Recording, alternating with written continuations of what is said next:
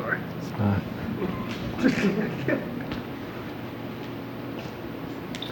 Last Wednesday when I came in here, our guys hadn't practiced very well. I think this week I can see a little more sense of urgency.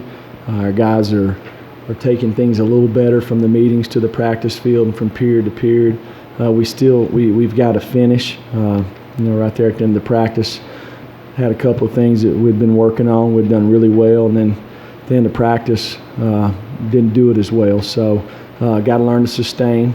I think there's a lot of excitement. I know our guys are excited about the opportunity to play in this game. We're playing against a really good football team.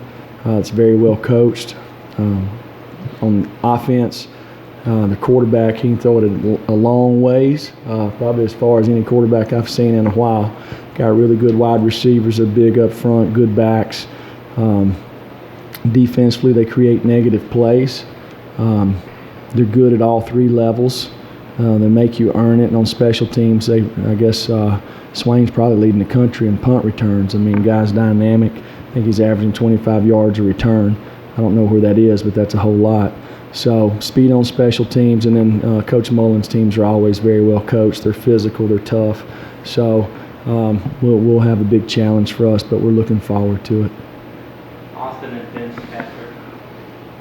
Coach, take me through the decision to move Kingston Harris, and what have you seen out of him through the first handful of days this week? And then 2, Florida's been really good at blocking punts, and you guys have been pretty good with Joe Doyle through the first 3 games of getting them off. So do you adjust anything with what they do, or just kind of just keep doing what you do?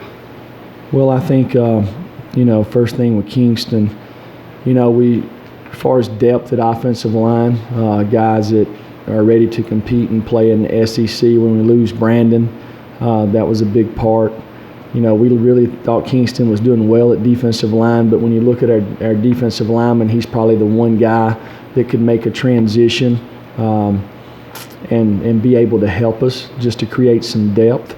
So we just felt like that it was something that we needed to do this week, for next week, and through the off week.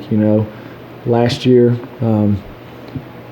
we had a position where we lost 5 guys in 1 week's time. So you don't want that to happen anywhere to anybody, okay? But if something was to happen, you got to be able to move and function, and we want to make sure that we can get our best players out on the field. As far as Florida blocking punts, they're really good in the special teams. Dan's teams always have been.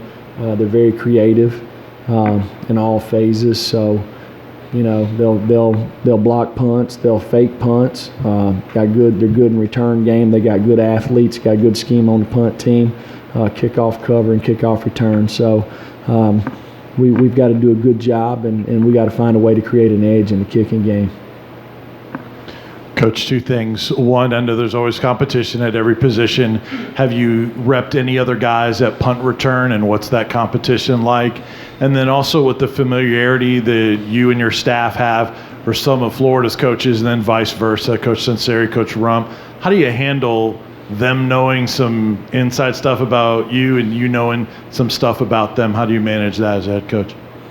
Well, at punt return, there's no different than any other position. We've repped several guys back there, and Marquez dropped the ball the other day, but I have confidence in him. We sent him right back out there. He's our best punt returner, so and I believe he'll do a good job. So we'll continue to work guys behind him. As far as familiarity, it's really all over the league. So there, there's lots of guys that's worked on a bunch of different staff. So we all know a lot of things that the other one likes to do, but at the end of the day, none of us are playing. It's the players that's going to play. It's our job to try to get them in position to give them the best chance to be successful, and that's what all of us will do. Jeremy Alante started the first game. He hasn't started the past 2 games, but he's obviously played a lot. Can you kind of, where's his development right now? Is consistency something that he's kind of having to work through on a week-to-week basis, preparing for games and things like that? Well, Alante was the best guy in practice when we played West Virginia, and then the last 2 weeks he wasn't. So it's no different than any other position. I think We've probably started different guys at other spots, so it's not that big a deal. I mean, he's a freshman. He started the first game as a freshman. That's a pretty big deal. You got to continue to work, and he will, and he has. Steve and David Owen. You had said Saturday you needed to see more takeaways, that you didn't see enough of those against UTEP. How do you get a team to be proficient at forcing turnovers? Obviously, you've had a knack for it over the years, but how do you get a team to kind of have that personality? Well, I mean, I've said this a lot. I really think that one of the first things is how you recruit. You want to recruit defensive players that play on offense. You know, those guys are used to having the ball in their hand. I mean, how many times Saturday did a ball hit our hands? You know, in the secondary, I thought we should have had 4 interceptions. We didn't. And then it's also there's a knack of guys stripping the ball. You know, you kind of, if they do it in high school, they're probably going to do it on Friday nights. I mean, on Saturdays. If they do it on Saturdays, they're probably going to do it on Sundays. But if they don't do it at any of those deals, they're probably not going to do it the next level. I don't think it's real hard. Now, you can coach and try to do the best you can to teach them how to do it, and that's what everybody does. But just in my experience, it seems like the guys who do it on Friday nights do it on Saturdays. Jermaine, did you guys get out of this week healthy? Anybody that you think won't be available on Saturday? And then also, when you talk about a sense of urgency, what does that look like in a practice? What do you see when you feel like you have a team that has that? Well, I think it starts with meetings. You know, everywhere I've ever coached, when you're sitting there in a meeting, and everybody has long meetings. You have to go through installs. You have to watch tape. You know, most of the guys who are the best players that I've been around, they're usually the ones sitting on the edge of their seats, asking the questions, okay? Not the ones that are leaned back in their chair with their arms underneath their shirts and just barely staying awake. So, you know, that has nothing to do with ability. That, to me, that has to do with want to and making the guys do it the right way, which we're learning to do that. Same way when you go on the practice field, you know, can you take what you learned in the meeting? All right. Do you have a fire in your stomach to be the best that you can possibly be at whatever you're going to do? If we're going to do a drill, why do we not do the drill the best that we can possibly be? If we're going to do a walkthrough, same thing. You know, I mean, that's just, to me, that's kind of how I was raised. I think that's what you're supposed to do. If it's worth doing, it's worth doing it right. You know, so I think our guys are learning to do that. And I think if you do that every day, if you give your kind of do your best in everything that you do, you'll eventually create the right habits and the right makeup. You'll develop confidence, and you'll have a chance to be a good football player. We'll have a chance to be a good team and create a good program. When you talk about meetings, is that something you can emphasize on the recruiting trail, or do you feel like you got to get them here and sort of teach that into them? Well, I think a lot of folks, when they recruit guys, they sit down with them and meet with them, you know. And usually the ones that are playing with their phone probably are going to play with their phone when they get here unless you straighten them out. So you got to figure those things out in recruiting. That's some of the personality things. Jesse Austin. Coach, a lot of young guys are playing. This is going to be the biggest game a lot of them have ever played in that kind of atmosphere. Do you worry at all about them being, you know, too hyped, too jacked up? And you talked to them about that at all at the start of the game? I don't think this game's no different than the one we played last week. That game was big. Just as big as any of them, because it was the last one we played. This will be a big game. The next one will be bigger. That's the way it works to me. You know, the field's going to be the same width, the same length. You know, I mean, we're going to call the same calls. They'll probably line up in similar things that we work on in practice. So this is when you have fun. You're supposed to have fun when you play. You do all this stuff year-round, train, eat right, go to school to create an advantage for yourself, and then you get a chance on Saturdays to do it. To me, it's why we do what we do. Jesse Austin.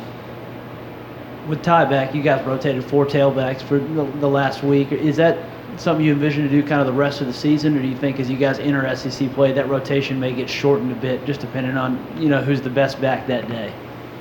Yeah, I think it'll take all 4 guys to finish through the season. You know, I think you figure out who's performing at the highest level, and if they're close and they deserve to play, you give them an opportunity to play. If we have 4 guys that are deserving to play, we'll play 4 guys. If we don't, we won't. So it's up to the players to practice the right way, prepare the right way. So the coaching staff will have confidence in them to put them in the game. You had talked about Trayvon Flowers, kind of seeing that West Virginia game as a teaching moment for him when he didn't play so well.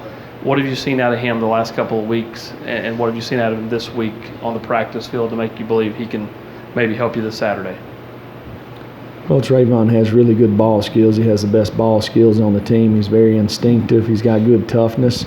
Just not played a lot of ball. Hadn't played football since the 8th grade. Played last year for the first time. So now he's in the SEC, and he's at a place that we're asking a lot out of him in the back end. So he's learning. He's going to do nothing but get better. So. But has it picked up the last week or so? Yeah, I mean he works pretty hard every day. He's improving. He's got to me a very bright future. Jeremy, what does it mean to you to have the 98 team back to be honored this weekend? Well, I think it's a huge deal. I think it's huge for those guys who represented the university. They found a way. I mean, you think about it, as hard as it is, they were the best team in all of college football in 1998. And I think if you look back on it, I don't think they were picked at the beginning of the season. I don't know what they were ranked, but those guys came together. They created a team, an identity, played the right way, finished the year off with the national champions. And I think it's great for Tennessee. I think it's great for those guys. I hope those guys get around our guys, because the most important people to me in the program are the players, okay? The guys who worked, sweated, bled to build this university to what it is. And those guys done it at the highest level. So I'm excited that they're back. I'm looking forward to meeting a lot of the guys. I've met a lot of them. But I want them around our guys. I want them around our program. And hopefully some of what they had will rub off on the people around here. Jeremy, a couple of the offensive players this week said that Jared Garantano has sort of grown in terms of being a more communicative leader, I guess. He's been more verbal. Have you seen him grow in that area, and what's his development been like as kind of stepping out and being that guy? Well, all I know is what I've seen for the last 9 months. So I think Jared's no different than the rest of the players. I think the more he gets comfortable with the people he's around, the system that he's in, I'm sure he's gaining confidence in what he's doing. As he learns the system, he learns who we are. So that really don't surprise me. I think that's probably the case with anybody. You've been around a lot of good football teams, and do you, in your opinion, does the quarterback need to be a real like a real verbal kind of leader, or can there be different kinds of guys who have success there? Well, I think it's important that probably the quarterback position. I mean, hey, we've all seen it. We've seen teams that's been the best in the country, and it's been because of their quarterback, because he was a playmaker. When they needed it, he made plays. He made everybody else around him better. Okay. And then you've seen teams that's won championships that basically the quarterback didn't get them beat. Okay. So to me, I think probably the most important thing about the quarterback is he's got to understand his role, and he's got to be able to execute. He's got to be able to make the people around him better. And I think all of our guys are trying to understand that and do that. Any more questions for Coach? Thank you, sir. Thank you.